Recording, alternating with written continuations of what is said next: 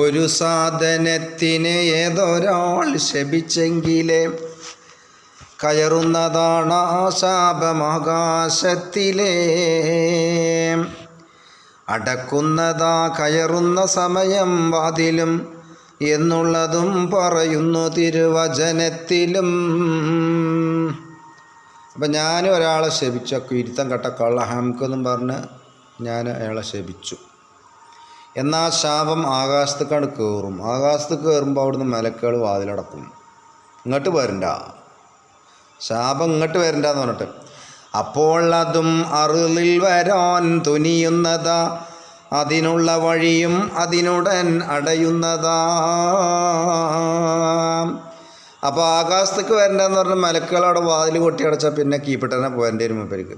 അപ്പോൾ ഭൂമിയിലേക്ക് വരാൻ നോക്കും. അപ്പോൾ ഭൂമിയിലേക്ക് വരാൻ നോക്കുമ്പോൾ എന്തുണ്ടാവും?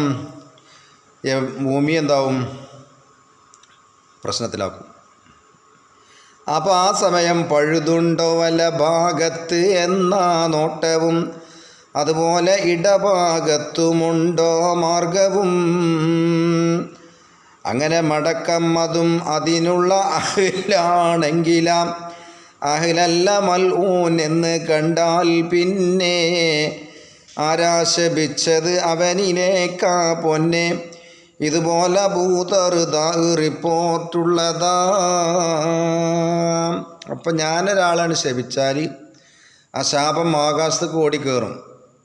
ഞാൻ ശപിച്ച ഊക്കേട്ടെ താഴത്തേക്ക് കാട്ടി കൊടുങ്ങട്ടെ ആകാശം. ഭൂമിയിലും രക്ഷയില്ല. വലതു ഭാഗത്തും ഇടതു ഭാഗത്തും ഒക്കെ പലയിടത്തും പാഞ്ഞു നോക്കും. നമ്മൾ പായും പോലെ തന്നെ എന്തിനു രക്ഷ കിട്ടാൻ വേണ്ടി നമ്മൾ പായ പലയിടത്തും കൂടി മണ്ടൂല എന്ന പോലെ.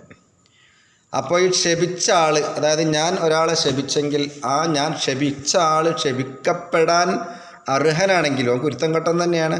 ഞാൻ പറഞ്ഞത് ശരി തന്നെയാണ്. ആ കള്ള ഹംക്ക് അങ്ങനെ തോലയിട്ട് എങ്ങനെ തോലയിട്ട് എന്നൊക്കെ പറഞ്ഞ് ഓൻ അതിന് പറ്റിയ ആളാണെങ്കിൽ കുഴപ്പമില്ല, അത് ഓൻ്റെ അടുത്തേക്ക് പോകും. അതല്ല ഓൻ ആ നല്ല മനുഷ്യനാണെങ്കിൽ ഞാൻ ശപിച്ചാൽ എൻ്റെ അടുക്കിലേക്ക് തന്നെ ആ ശാപം വന്ന് അത് എന്നെ പിടികൂടുമെന്നാണ് പറയുന്നത്. ശരിയല്ലതും അടങ്ങുന്നതാണേ നിന്നിലും ശാപത്തിനഹിലല്ലാത്തതിനെ ശപിക്കലും.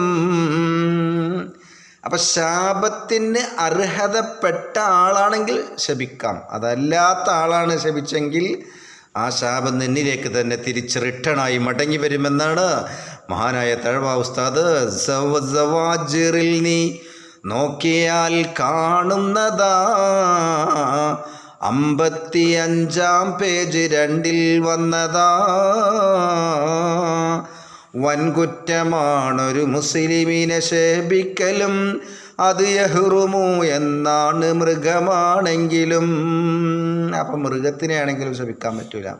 ഒരു കോയിനെ നമ്മളെന്തായി ശപിച്ചു? പോണ്ടാരടക്കിയ കോഴി എന്ന് പറഞ്ഞാൽ പിന്നെ അതിടുന്ന മുട്ട തിന്നാൽ നമുക്ക് അർഹതല്ല എന്നാ. അതുപോലെ കോഴിയെ താൻ ശപിച്ചാൽ പിന്നെ തിന്നുന്നതല്ല അതിനുള്ള ബൈളും പൊന്നേ. ഇതുപോലെ ശുഅബിൽ ബൈഹഖി പറയുന്നതാ.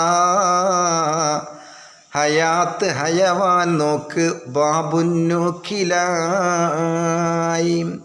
അപ്പം ശപിക്കപ്പെടാൻ അർഹനാണെങ്കിൽ ശപിക്കാം. അതല്ലെങ്കിൽ പണി നമുക്ക് പോളും, പണി നമുക്ക് തന്നെ തിരിച്ചു കിട്ടുമെന്നാണ് പറയണത് കേട്ടോ.